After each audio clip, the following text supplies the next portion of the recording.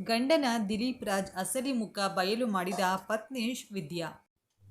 ತಿಂಗಳ ಹಿಂದೆ ಕನ್ನಡ ನಟ ದಿಲೀಪ್ ರಾಜ್ ಹೃದಯಾಘಾತದಿಂದ ನಿಧನರಾಗಿದ್ರು. ಕೇವಲ 47ರ ವಯಸ್ಸಿನಲ್ಲೇ ಅವರ ಅಗಲಿಕೆ ಚಿತ್ರರಂಗಕ್ಕೆ, ಅಭಿಮಾನಿಗಳಿಗೆ ಆಘಾತ ತಂದಿತ್ತು. ನಿನ್ನೆ ಕರ್ನಾಟಕ ಟೆಲಿವಿಷನ್ ಪ್ರೊಡ್ಯೂಸರ್ ಅಸೋಸಿಯೇಷನ್ ವತಿಯಿಂದ ದಿಲೀಪ್ ರಾಜ್ ಅವರಿಗೆ ನುಡಿ ನಮನ ಕೂಡ ಸಲ್ಲಿಸಲಾಯಿತು. ಎಲ್ಲರೂ ದಿಲೀಪ್ ರಾಜ್ ಪತ್ನಿ ಶ್ರೀವಿದ್ಯಾ ಹಾಗೂ ಕುಟುಂಬಕ್ಕೆ ಸಾಂತ್ವನ ಹೇಳಿದರು.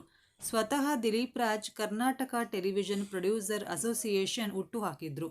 ಅಸೋಸಿಯೇಷನ್ ಅಧ್ಯಕ್ಷ ಅರವಿಂದ್, ಕಾರ್ಯದರ್ಶಿ ಬಾಲಾಜಿ, ಉಪಾಧ್ಯಕ್ಷ ಜೆ.ಕೆ. ಸುನಿಲ್, ಜಂಟಿ ಕಾರ್ಯದರ್ಶಿ ಆರೂರು ಜಗದೀಶ್ ಸೇರಿದಂತೆ ಹಲವಾರು ಹಾಜರಿದ್ದರು. ಇನ್ನು ಶ್ರೀವಿದ್ಯಾ ಮಾತನಾಡಿ ಪತಿಯನ್ನ ನೆನಪಿಸಿಕೊಂಡು ಭಾವುಕರಾದರು. ಟೆಲಿವಿಷನ್ ಪ್ರೊಡ್ಯೂಸರ್ ಅಸೋಸಿಯೇಷನ್ ಅವರು ಪ್ರತಿದಿನ ಫೋನ್ ಮಾಡಿ ನನ್ನ ಬಗ್ಗೆ ಕಾಳಜಿಯಿಂದ ಮಾತನಾಡುತ್ತಿದ್ದಾರೆ ಅಂತ ಶ್ರೀವಿದ್ಯಾ ಅವರು ಸಂತಸವನ್ನ ವ್ಯಕ್ತಪಡಿಸಿದ್ದಾರೆ. ಒಂದು ವಿಷಯ ಹೇಳಬೇಕು, ವ್ಯಾಸರ್ ಹಾಗೂ ನಾವು ಮನೆಯಲ್ಲಿ ಬಹಳ ಕರೋಕೆ ಮಾಡ್ತಿದ್ವಿ. ಹಾಡಂದ್ರೆ ಅವನಿಗೆ ಬಹಳ ಇಷ್ಟ. ಯಾರು ಬರಲಿ ಬಿಡಲಿ ಒಂದು ಕರೋಕೆ ಬಾಕ್ಸ್ ಇದೆ. ಇತ್ತೀಚೆಗೆ ಮನೆಯ CCTV ಫೋಟೇಜ್ ತೆಗೆಸಿದೆ. ಅದರಲ್ಲಿ ನೋಡಿದ್ರೆ ದಿಲೀಪ್ ಹೆಚ್ಚು ಕರೋಕೆ ಬಾಕ್ಸನ್ನು ಮನೆಯ ಮೇಲಿಂದ ಕೆಳಗಿನ ರೂಮ್ಗೆ ತರೋದು ಮತ್ತು ಮೇಲಿನ ರೂಮ್ಗೆ ತಗೊಂಡು ಹೋಗೋದು ಮಾಡಿದ್ದಾನೆ. ಅವನಿಗೆ ಗಾಯಕನಾಗುವ ಕನಸಿತ್ತು. ಯಾವುದಾದರೂ ವಾದ್ಯ ನುಡಿಸುವುದು ಕಲಿಯುವ ಆಸೆ ಇತ್ತು. ಮುಂದಿನ ಜನ್ಮದಲ್ಲಿ ಅದನ್ನು ಮಾಡ್ತಾನೆ ಅನಿಸುತ್ತೆ.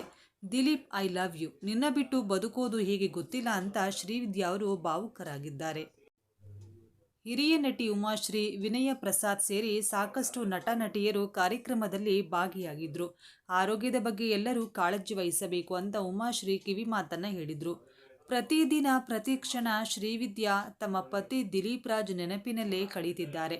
ಸೋಷಿಯಲ್ ಮೀಡಿಯಾದಲ್ಲಿ ಪೋಸ್ಟ್ ಮಾಡುತ್ತಲೇ ಇದ್ದಾರೆ. ದೇವರ ಮೇಲೆ ಬೇಸರ ವ್ಯಕ್ತಪಡಿಸುತ್ತಲೇ ಇದ್ದಾರೆ. ಪತಿ ದಿಲೀಪ್ ರಾಜ್ ಜೊತೆಗಿನ ಫೋಟೋ, ವಿಡಿಯೋ ಹಂಚಿಕೊಳ್ಳುತ್ತಲೇ ಇದ್ದಾರೆ. ನ್ಯಾಯ ಬದುಕು, ಅನ್ಯಾಯದ ಸಾವು, ಯಾರಿಗೆ ಬೇಕು ಈ ತರಹದ ಬಾಳು ಅಂತ ಇತ್ತೀಚೆಗೆ ಶ್ರೀವಿದ್ಯಾ ಅವರು ಪೋಸ್ಟ್ ಮಾಡಿದ್ದಾರೆ. ಜೀವನದಲ್ಲಿ ಯಾವಾಗಲೂ ಒಳ್ಳೆಯವರಾಗಿರಬೇಕು ಅಂತಾರೆ. ಒಳ್ಳೆಯವರನ್ನೇ ದೇವರು ಬೇಗ ಕರೆದುಕೊಳ್ತಾನೆ ಅಂತಾರೆ. ಹಾಗಾದರೆ ಇದು ಯಾವ ನ್ಯಾಯ ಅಂತ ಮತ್ತೊಂದು ಪೋಸ್ಟ್ನಲ್ಲಿ ಬೇಸರವನ್ನು ವ್ಯಕ್ತಪಡಿಸಿದ್ದಾರೆ.